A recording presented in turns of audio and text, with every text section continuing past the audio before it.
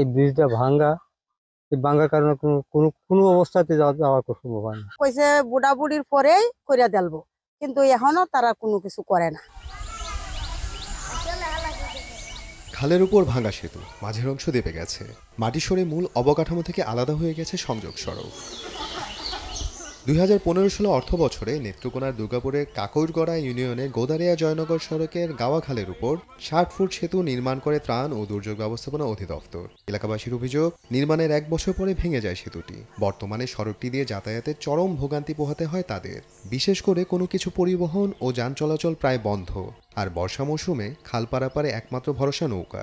এমনকি কোনো জনপ্রতিনিধি এ নিয়ে কোনো ব্যবস্থা না নেওয়ারও অভিযোগ তাদের। এই ব্রিজটা ভাঙ্গা, এই ভাঙ্গার কারণে কোনো অবস্থাতে যাওয়া সম্ভব হয় না। এই ছাত্ররাও যাইতে পারে না, আর মানুষ যে দুঃখ কষ্ট করতেছে ব্রিজটা না তাহলে খুব কষ্ট করতেছে। কইছে বুড়া বুড়ির পরেই কইরা দেলবো, কিন্তু এখনো তারা কোনো কিছু করে না। নগদে 500 টাকা বা তার বেশি পেমেন্টে পেতে পারেন ঢাকায় জমিসহ 20 কোটি টাকার পুরস্কার।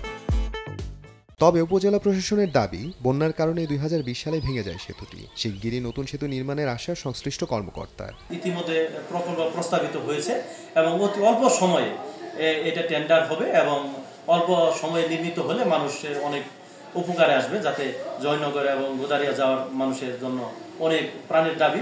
এটা মাননীয় সংসদ সদস্য এটা বাস্তবায়িত করবে। গোদারিয়া জয়নগর সড়ক দিয়ে প্রতিদিন অন্তত 15টি গ্রামের মানুষ যাতায়াত করেন। সময় সংবাদ, নেত্রকোনা।